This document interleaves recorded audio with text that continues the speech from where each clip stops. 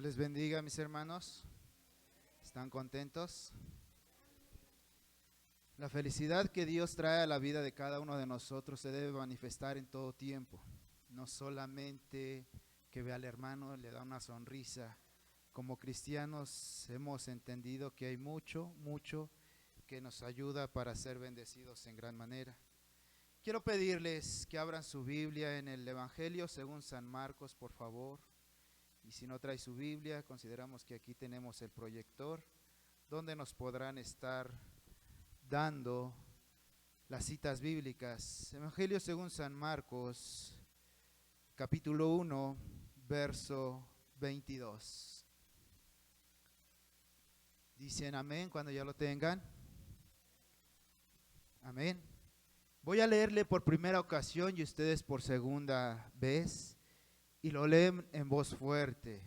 Y dice la palabra de Dios: en el nombre del Padre, del Hijo y del Espíritu Santo.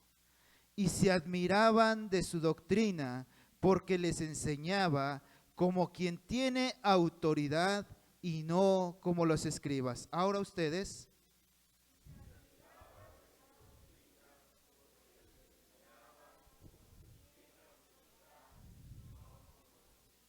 Oremos a Dios pidiendo entendimiento. Padre precioso y poderoso, a ti, bendito Yahweh, elevamos nuestra voz en esta hora, reconociendo, Señor, que necesitamos de tu dirección, del poder de tu Santo Espíritu para poder comprender tu palabra. Señor, te alabo y te bendigo y te doy gracias porque permites que este siervo tuyo, Señor, abra sus labios para, Señor, dar a conocer tu mensaje que traes en esta hora. Amado Dios, sea tu nombre bendito y exaltado, y en nuestros corazones reconozcamos tu amor y tu grandeza para con cada uno de nosotros. Te lo pedimos en el nombre que es sobre todo nombre, en el nombre de Cristo Jesús. Amén. Tomen su lugar, por favor, mis hermanos.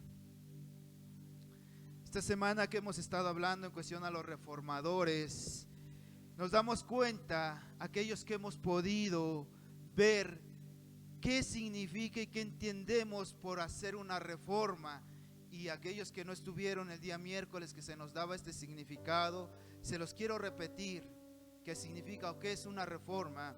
Y una reforma es aquello que se propone, se proyecta o ejecuta con el objetivo de mejorar, actualizar o innovar algo. Eso es lo que significa hacer una reforma. Cuando nos referimos a una reforma en el ámbito espiritual, esta cobra un sentido, una connotación interna y no externa. ¿Qué significa esto? Que viene desde lo más profundo de nuestro corazón. Al paso de los años en la vida de cada uno de nosotros, llegamos a sentirnos rechazados, menospreciados, como que ya no tienen importancia las cosas que estamos haciendo.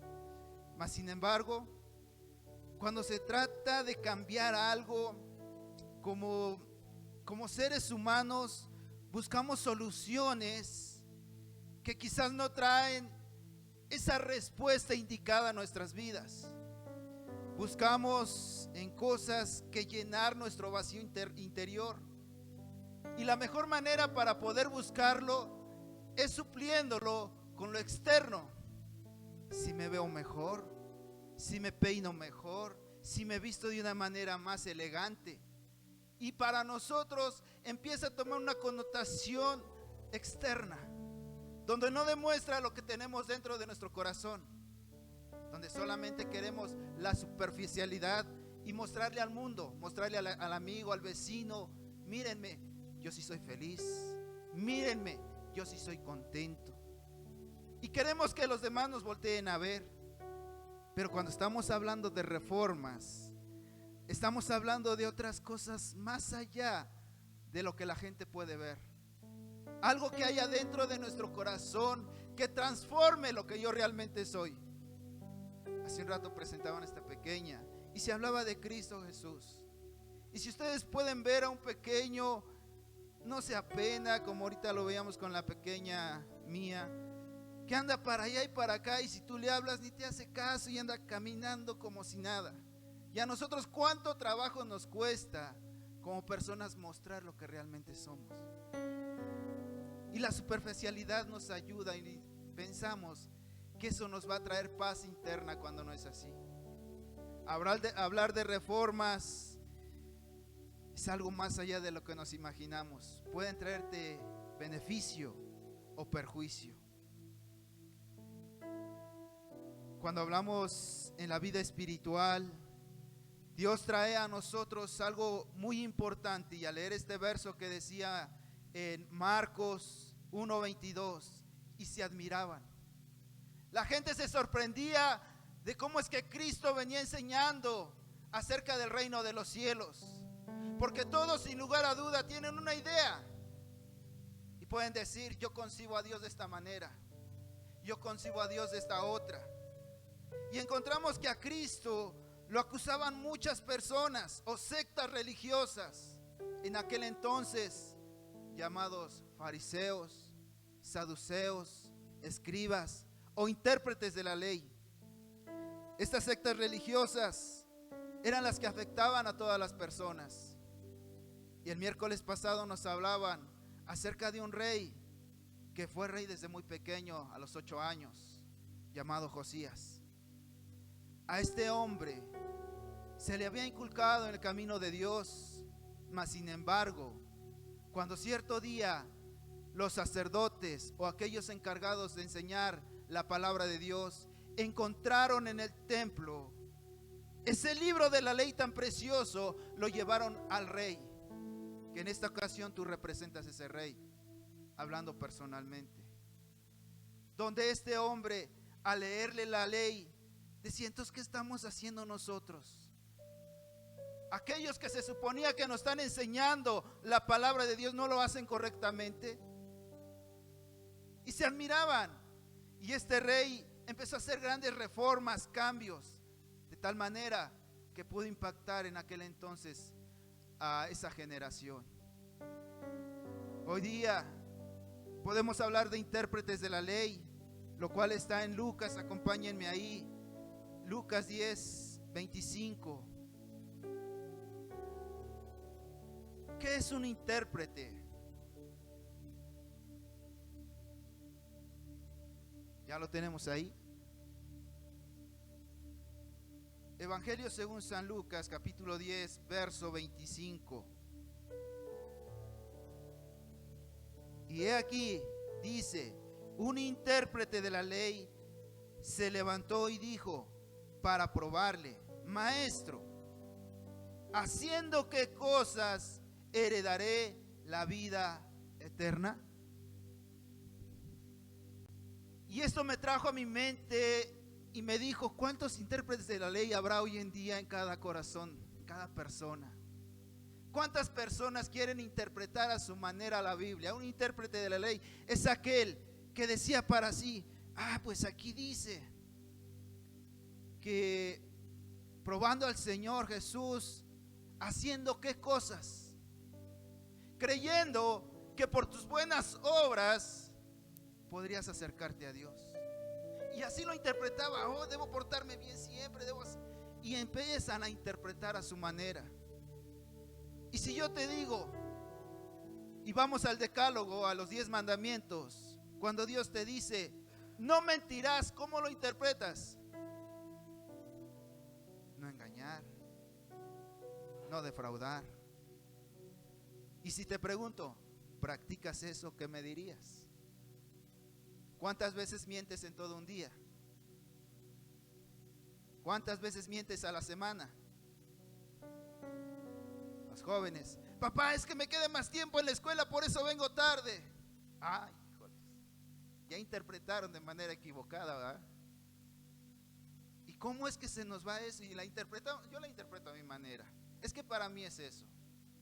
El interpretar la Biblia no es cuestión personal tuya ni mía. El interpretar la Biblia viene a través del Espíritu Santo, que te da la dirección y me la da a mí también. Por eso cuando hablamos de reformas, cuesta mucho trabajo a la gente acercarse. Ahora quiero hablarles del reformador más grande de todos los tiempos, el cual se llama Jesucristo, que vino a transformar la vida de mucha gente Y ahí mismo en la Biblia donde estábamos, en el Evangelio según San Marcos, por favor, regresémonos ahí. No pierdan esa cita porque por ahí vamos a estar un momento hablando. En su capítulo 2,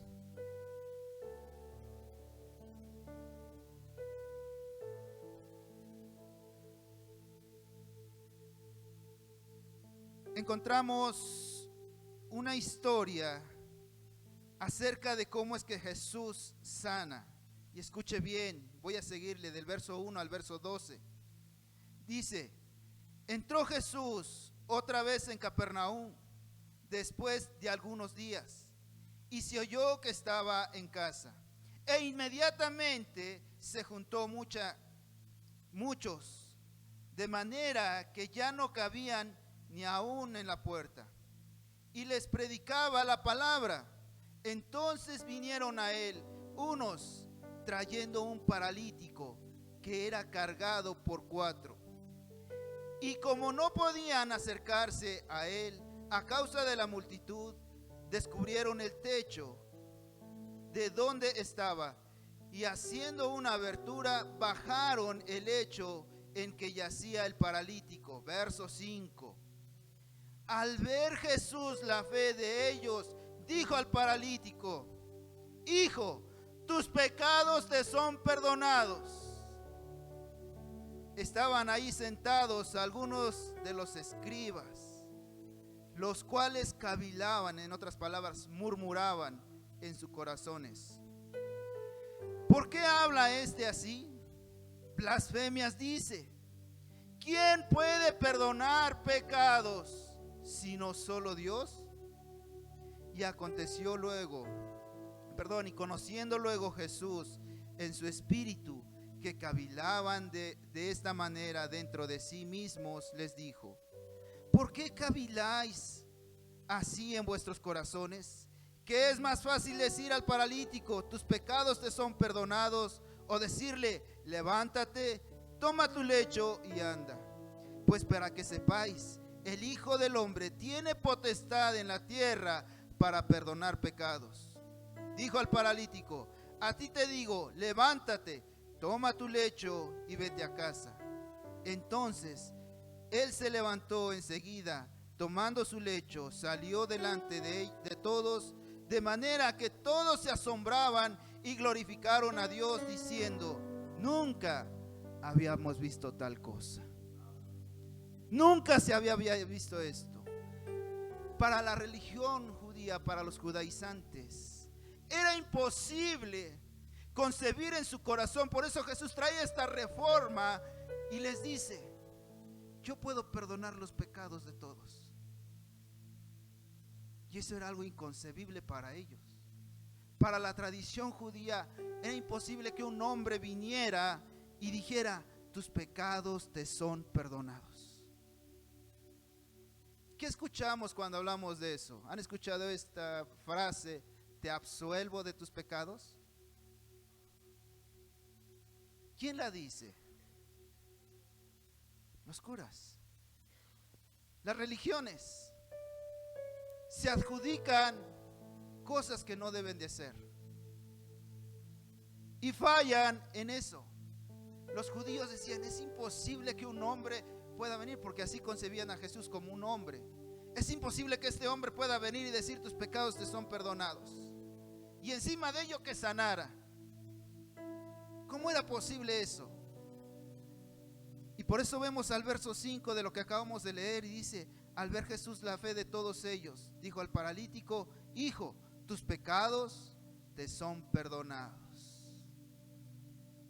Y ahí vienen los que critican, los que murmuran, los que interpretan a su manera la ley. No entienden que Jesús, como reformador, vino a cambiar todo. Vino a hacer las cosas de manera diferente, no representando religiones. Vino a representar el camino hacia el cielo, a la salvación, a la vida eterna, no basándose en religionismos donde nos apartan de la verdad. Y luego dice en el verso 6: estaban allí sentados algunos de los escribas, los cuales murmuraban en su corazón: ¿por qué habla este así? Blasfemia dice. ¿quién puede perdonar pecados? Solo Dios nos puede perdonar. Y Jesús encarnado, Dios encarnado allí en el cuerpo humano, dice: yo te puedo perdonar. Lo cual, cuando se ve esa reforma, dice: no es cierto. Él dice blasfemias y está en contra de Dios, porque Él no puede perdonar pecados.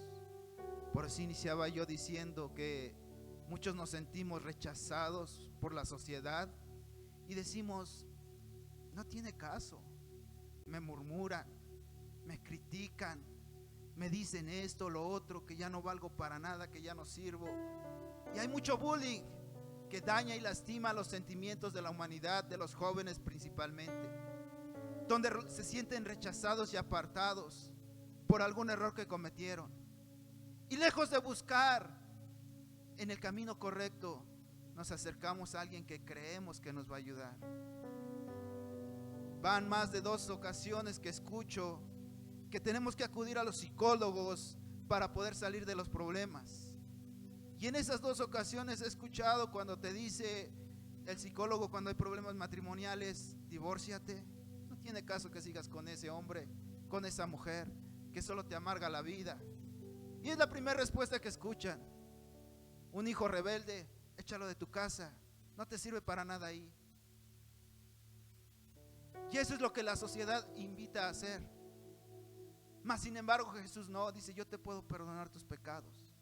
Y Él te puede abrazar, te puede acariciar y puede hacerte sentir su presencia en tu corazón. Él no te va a rechazar, todo lo contrario, te va a recibir con los brazos abiertos, como algunas personas lo tienen ahí crucificado. Pero no, al menos nosotros como cristianos tenemos a un Cristo vivo, a un Cristo que resucitó, a un Cristo que nos sigue esperando y anhelando, como aquellos pequeños que no tienen ningún pecado, que a través de los años vamos creciendo, cometemos faltas, errores y nos equivocamos. Mas sin embargo Él no hace esas cosas. Acompáñeme a Hebreos y escuche bien lo que voy a decir ahorita. Hebreos 10:4, vamos a ver ahí. Es importante que estas citas bíblicas, si alguno las puede anotar, hágalo. Hebreos 10:4, voy a empezar desde ahí. Y dice: porque la sangre de los toros y de los machos cabríos no pueden quitar los pecados, por lo cual, entrando Él en el mundo, dice: sacrificio y ofrenda no quisiste, mas me preparaste cuerpo. Holocaustos y expiación por el pecado no te agradó.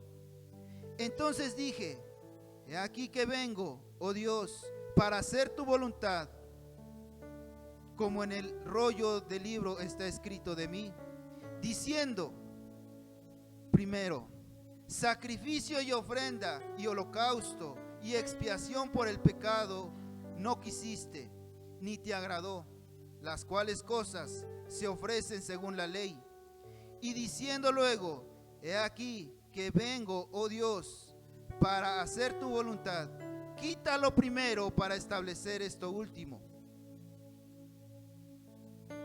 En esa voluntad somos santificados mediante la ofrenda del cuerpo de Jesucristo, hecha una vez y para siempre.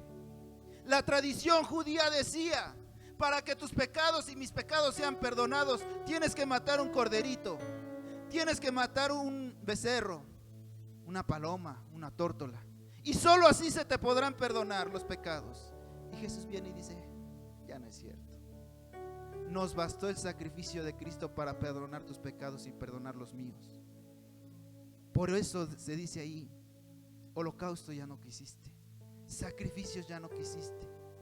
Hay quienes imponen en las religiones y dicen: vete caminando desde aquí hasta allá y cumple esa manda.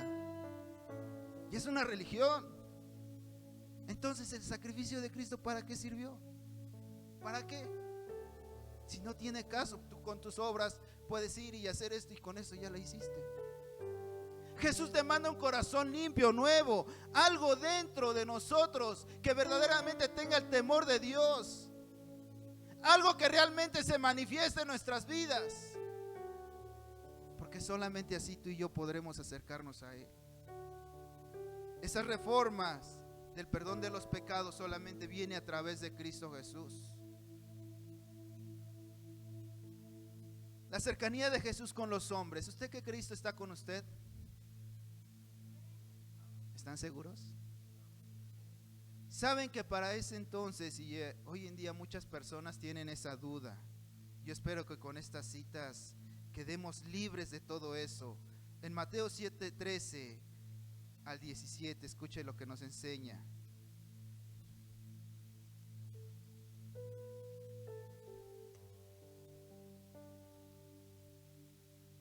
Escuche.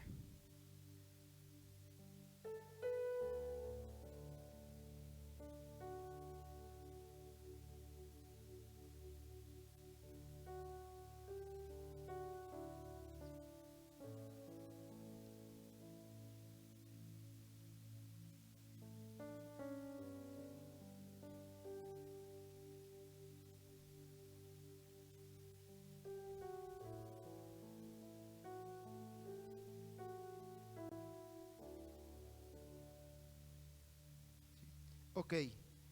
Entrad por la puerta estrecha, porque ancha es la puerta y espacioso el camino, ¿sí? ¿Que lleva a dónde? Ay, híjoles, eso ya nos dolió. Que lleva a la perdición. Porque estrecho, escucha, perdón, dice, y muchos son los que entran por ella. Todas las personas que dicen yo estoy siguiendo una religión y mi religión me va a salvar, y mi religión es, y mi religión acá, y mi religión, y déjeme decirle que eso no lo va a salvar. Hace años, a uno conociendo del Evangelio de Cristo, platicaba con una persona, la cual bautizó a mis hijos, cuando aún yo todavía no conocía del Evangelio. Al bautizarlos, yo le pregunté, ¿qué representa Dios para usted? ¿Qué concepto tiene de la religión? Y me dijo una verdad que sin saberlo, vino a acabar en mi corazón. Y dice, ¿sabes qué, Pascual? No busques religiones, porque la religión no te va a salvar. La religión para nada sirve. Solamente te va a dañar. Y cuando caí en este texto y dice que muchos son los que se pierden, cuando nosotros dice entra por la puerta entrad por la puerta estrecha, porque ancha es la puerta que lleva a la perdición, y muchos, lamentablemente muchos, van por esa puerta. Y nos sigue diciendo, porque estrecha es la puerta y angosto el camino que lleva ¿a dónde? Cuando Cristo Jesús habla acerca de un acto tan maravilloso y le dice, yo solamente te puedo perdonar pecados, y se involucra con todos. Hay una historia ahí, se me va la cita, hablando del llamamiento de Mateo o Leví, como se le conoce en la Biblia, aquel recaudador de impuestos. ¿Cuántos la conocen? En esa historia, Jesús hace la mención a este hombre, va caminando y le dice, Leví, vente. Se levanta este recaudador de impuestos y sigue a Jesús. Acto siguiente, cuando este hombre se levanta, lo lleva a su casa y le prepara una gran cena tan preciosa. Y le dice, gracias, Señor. Pero, ¿qué acontece? Cuando él está ahí con todos los conocidos en aquel entonces, publicanos, pecadores, aquellos menospreciados, aquellos viles, aquellos que no se les tenía en una estima alta. Y ahí está Jesús con todos ellos involucrado y les está ahí con ellos platicando, y luego llegan los escribas, los fariseos y todas esas sectas religiosas. Y empiezan a decir a los apóstoles: ¿por qué tu maestro está comiendo con los pecadores? Otra de las innovaciones de Cristo es involucrarse con todos. Para Él no le es incómodo sentarse con una prostituta, sentarse con un ebrio, con un alcohólico, con un drogadicto. A Él no le es incómodo, porque sabe que las situaciones de la vida lo llevó a esas consecuencias. Rechazo de los padres, todo aquello que le dañó, quizás fue abusado, abusada, y concebía que esa persona que abusó, aprovechó de él o de ella, era una persona buena. Pero cuando hace estas cosas, ya nadie me ama. Y cuando vienen al conocimiento de Cristo, llorando, se inclinan y dicen: ¿qué puedo darte? ¿Qué puedo ofrecerte yo que no tengo nada? No valgo para ti, no valgo para la sociedad. Cristo llega, lo abraza y le dice: yo no te considero eso. Son consecuencias de tus actos que te llevaron a tomar estas decisiones. Pero yo te amo. Yo te amo a ti tal y como eres, un pecador, alguien que no vales para la sociedad, pero para mí sí tienes valor. Y es lo que hace Cristo con la vida de cada uno de nosotros. Conmigo la hizo. Yo vine, me abrazó, me dijo: yo te amo a ti. ¿Qué hiciste? No, es que esto, es que el otro. Me considero un pecador. Dice Jesús: esa es tu naturaleza. Eso es lo que tú por naturaleza vas a hacer. Pero cuando vienes y entregas tu corazón, las cosas cambian. Ya no eres el mismo de antes. Ahora eres una persona nueva, a la cual yo amo, y por ti di yo mi vida. Por eso es que Cristo cambia, y esto es algo que no se entendía con las personas. Otra de las cosas que daba en el corazón de los religiosos de aquel entonces era en el día de reposo, ahí donde no se entendía qué era lo que se estaba haciendo o el porqué de esto. En Éxodo 34 vamos a encontrar, en Éxodo 20, hablando del decálogo, de los 10 mandamientos que lamentablemente al desconocerlos nosotros nos dañan nuestras vidas. Y creemos que algún religioso nos podrá enseñar a su manera, mas no vamos a lo que dice la bendita palabra. En Éxodo 20, ¿cuántos se saben el decálogo? Muy pocos, ¿verdad? Éxodo 20, verso 9 al 11. Escuche lo que dice: 6 días trabajarás y harás toda tu obra, mas el séptimo día es de reposo para Jehová tu Dios. No hagas en él obra alguna, tú, ni tu hijo, ni tu hija, ni tu siervo, ni tu criada, ni tu bestia, ni tu extranjero que está dentro de tus puertas. Porque en 6 días hizo Jehová Dios los cielos y la tierra, el mar y todas las cosas que en ellos hay, y reposó en el séptimo día. Por tanto, Jehová bendice el día de reposo y lo santificó.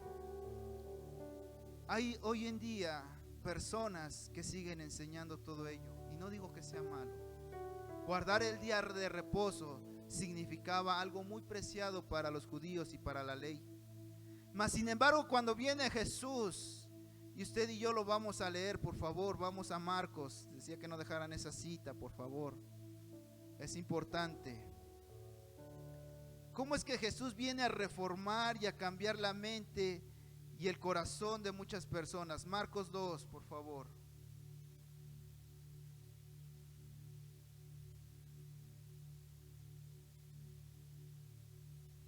En el verso 27. Y tal pareciera que se está contradiciendo, mas sin embargo no es así. Verso 27 y 28 dice: también les dijo: el día de reposo fue hecho por causa de ¿quién? Y no el hombre por causa del día de reposo. Por tanto, el Hijo del Hombre es Señor aún del día de reposo. Y Jesús lo estaba enseñando cuando sus discípulos tenían hambre, iban por el campo y cortan espigas, semillas y se las empiezan a comer. Y pasan los sacerdotes y les dicen, eso no está bien. Hoy es día de reposo y no se puede hacer eso. Y Jesús, hablándoles a ellos, les dice, hipócritas, ¿quién de ustedes, si su corderito, su borreguito, su asno, su buey, cae en un hoyo, en día de reposo no va y lo saca? Y los confronta y les habla diciendo, ¿por qué hacen esto? ¿Por qué dicen que no se debe hacer y ustedes también lo hacen? Y las religiones eso es lo que hacen, invalidan el mandamiento de Dios. Y suena algo controversial pensar que Jesús viene a cambiar todo lo del Antiguo Testamento. Y en Mateo nos enseña y nos dice, Jesús dice, yo no vine a abrogar la ley, sino vine a hacerla que se cumpla. Yo vine a hacer que se cumpla la palabra de Dios y no a que se siga invalidando. Es lamentable que hoy en día se tengan muchas reformas. No sé si alguno ha oído hablar de la Constitución mexicana, que se vino haciendo y fue un hombre que Dios usó llamado Pablo Benito Juárez García. ¿Cuántos han oído hablar de él? Hasta la mayoría, hasta los pequeños hoy día nos dicen quién fue Pablo Benito Juárez García. Fue un hombre que Dios usó para promulgar nuestra Constitución, que hasta hace unos años nos regía. Hasta hace unos años era esa la ley que se seguía. Y se vinieron haciendo modificaciones en nuestra Constitución al grado de que nosotros mismos abrazamos, y lo hablo como sociedad, no como iglesia. Como sociedad empezamos a abrazar esa Constitución y violando los mandamientos de Dios. Nos dice en Éxodo 20:13, no matarás. Es un mandamiento de Dios. ¿Y qué hizo la ley? ¿Qué hicieron en nuestra Constitución? El día 24 de abril en México se aprueba la despenalización del aborto. Esto es matar libremente. Días pasados nos predicaba nuestro hermano Noé y nos decía a los varones, en el planeta Marte se encuentra los científicos que hayan rasgos de vida y quieren investigar qué clase de vida es y preservarla. Y es lamentable que al lado nuestro esté una mujer y diga, quiero matar a este bebé que tengo aquí dentro. Quiero matarlo porque ya la ley me puede proteger. Y va en contra de la ley de Dios. Y se levantan reformas que dañan a nuestra sociedad emocionalmente. Y ahora libremente puedes ir y decirle al doctor, esto no es un bebé, esto no me agrada, esto no lo quiero. ¿Puedes sacarlo? Y lo extirpan, desmembrándolo. Veíamos varios videos cómo rompen en pedazos a un bebé. Muchos lo han visto. Cómo es que le quitan el bracito, le rompen la piernita y dicen, no importa. Pero si allá afuera, exteriormente de nuestro planeta, miles de kilómetros lejos de nosotros, hay vida por allá, vamos a investigar, vamos a preservarla. Pero al lado de nosotros estamos matando lo que hay en el vientre de la mujer. Porque tú como mujer ahora ya te sientes protegida por la ley y dices, puedo matarla. Y si yo pregunto, díganme 5 razones, 5 motivos para poder matar a un bebé, a un pequeñito dentro del vientre.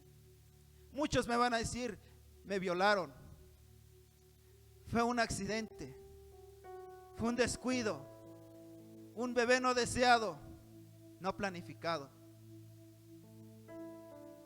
Pregunta a todos, a ver quién se atreve a contestarme. ¿Valió la pena que tú nacieras?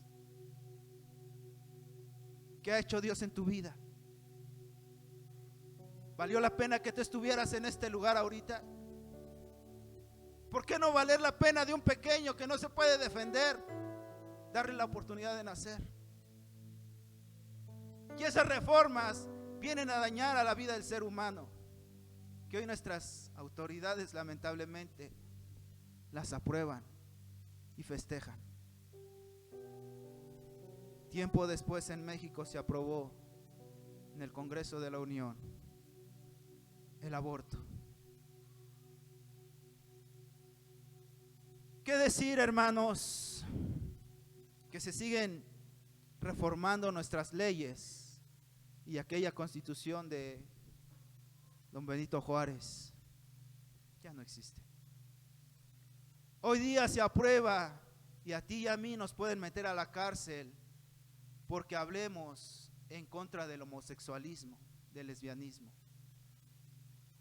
Y se pierde lo que Cristo dijo en Marcos 10. Acompáñeme ahí, por favor.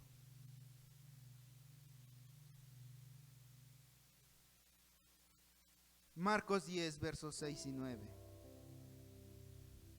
Y dice: pero al principio de la creación, ¿qué pasó? Por esto dejará el hombre a su padre y a su madre y se unirá a su mujer, y los dos serán. Así que ya no son más dos, sino uno. Por tanto, lo que Dios juntó, no lo separe el hombre. Pero bravo a nuestras constituciones, a nuestras leyes que hoy en día nos rigen. Puedes casarte con el hombrecito que traes, no hay problema. Yo te defiendo como ley. Ya no te escondas, mira, vente, yo te apruebo. Dios en el origen hizo hombre y mujer, pero estas reformas han venido a dañarnos. Van en contra de la misma naturaleza. Dígame usted y aquel que nos está viendo a través de la transmisión, ¿será posible que un hombre con otro hombre procree en vida? ¿Será posible que una mujer con otra mujer procree en vida? ¿Y por qué están en contra de la naturaleza? Lamentablemente nuestras leyes hoy día son un caos y van en contra de lo establecido por ley, por nuestro Señor Jesús.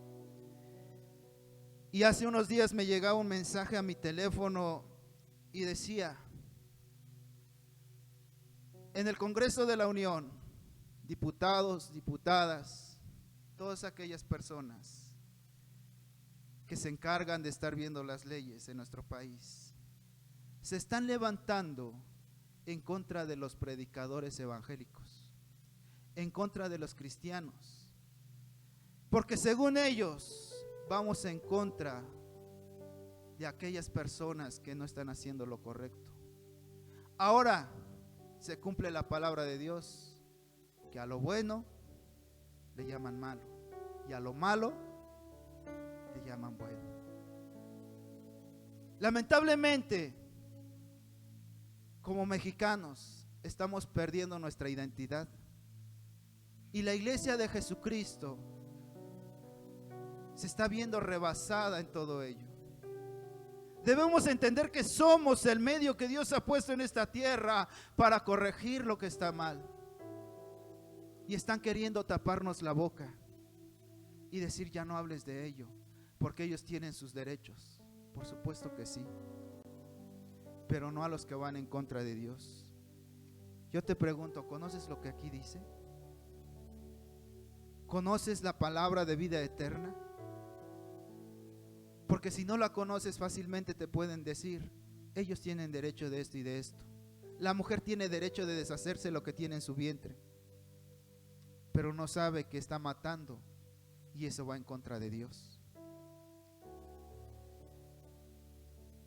Y sabes que todo esto de lo que estamos hablando ahorita, de las reformas y de lo que está aquí escrito en la Biblia, no tendría ningún sentido si Cristo Jesús no hubiera resucitado. Si Cristo Jesús no se hubiera levantado de la tumba, nada de esto tendría valor. Mas sin embargo, la misma historia da testimonio de la vida de Cristo. ¿Qué dicen los libros de texto? No está escrito AC y DC, antes de Cristo y después de Cristo. No vino a partir nuestra era y a decir antes de que Cristo viniera y después de que Cristo viniera se forma una historia diferente. Es un hecho verídico que aún todo el mundo lo sigue diciendo hasta hoy en día. Antes de y después de quién, de Cristo. No dice antes de María ni después de María. No dice antes de Pedro y después de Pedro, porque Cristo Jesús vino a cambiar el mundo entero y vino a cambiar tu vida y la mía si lo aceptamos como Señor y Salvador. De lo contrario, no tiene caso que estemos aquí. Hablo de esta manera porque me duele que muchos sigamos nada más sentados sin poner en práctica esas reformas, sin hablarle al mundo que hay una esperanza y sin decirle: tú puedes venir a los pies de Cristo. Él sí te ama. No es como aquel que te violó, no es como aquella persona que te quedó mal. Él te ama verdaderamente, que vino a dar su vida por ti y por mí, y resucitó al tercer día, hecho verídico, que toda la misma ciencia lo aprueba también. ¿Qué estás dispuesto a hacer, hermano, hermana? Sin Cristo no tenemos nada, pero con Cristo lo tenemos todo. ¿Cuántos lo creen? Quiero pedirles que se pongan de pie.